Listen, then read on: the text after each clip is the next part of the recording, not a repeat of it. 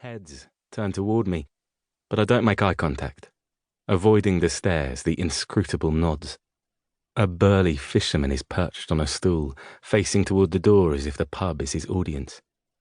He is telling a racist joke about a woman having an affair and the plucking of a lone pube, and I remember hearing it once after school, in an East London alleyway where people dumped porn mags and empty cans of Coke. The regulars laugh at the punchline, but the barmaid is silent, turns away from them.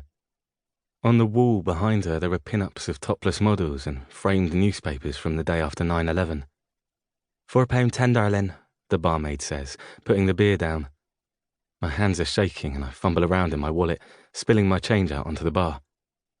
Sorry, I say. Cold hands. I know, she says. It's freezing out. Here, let me. She picks up the coins from the bar and then, as if I'm a frail pensioner, counts out the rest of the money from my open hand. There you go, she says. £4.10. Thank you, I say, a little ashamed, and she smiles. She has a kind face, the type you don't often see in places like this. As she bends down to unpack the dishwasher, I take a long swig of vodka from my hip flask. It is easier than ordering a shot with every pint. It marks you as a drinker and they keep their eyes on you then. I go back to my table and I notice a young woman sitting at the far end of the bar. Before, she was sitting with one of the men, one of the fisherman's friends, but now he is gone, screeched away in a souped-up hatchback. She looks like she's dressed for a night out, in a short skirt, a skimpy, glittery top, her eyelashes spiky and dark. I watch the barmaid, checking I cannot be seen, and then take another swig of vodka, and I can feel that familiar buzz, that sad little bliss. I look at the woman sitting at the bar. She is doing shots now, shouting at the barmaid, who I think is her friend. As she laughs, she nearly topples off her stool, only just catching her balance, her breath. I will go over to her soon. Just a couple more drinks. I flick through Facebook, squinting my eyes so I can see the screen. My profile is barren, without pictures, just a silhouette of a man, and I never liked or commented or wished anyone happy birthday. But I was there every day, scrolling, judging, scrolling, judging, dank little windows into the lives of people I no longer knew, with all their sunrises and sunsets, their cycle trips through the Highlands, the endless stream of Instagrammed pad thai and avocado toast, the unfathomable smugness of their sushi dinners. I take a deep breath, then a swig each of beer and vodka. I pity them.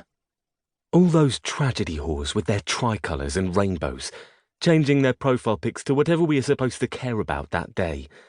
The refugees, the latest victims of a terror attack in some godforsaken place.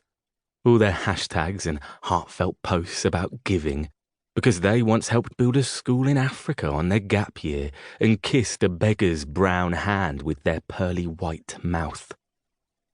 I change my position at the table so I can see the girl at the bar.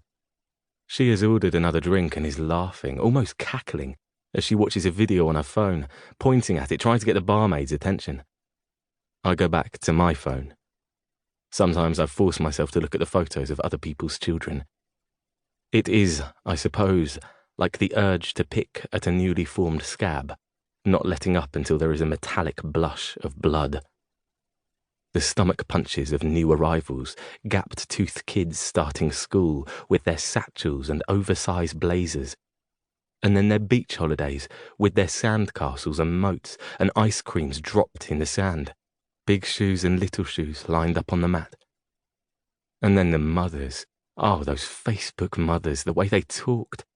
As if they had invented motherhood, as if they had invented the womb, telling themselves they were different from their own mothers because they ate quinoa and had cornrows in their hair, and ran a Pinterest board on craft ideas for the recalcitrant under-5s.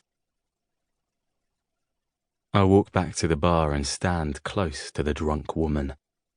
With enough drink inside me, I feel better now, and my hands have stopped shaking. I smile, and she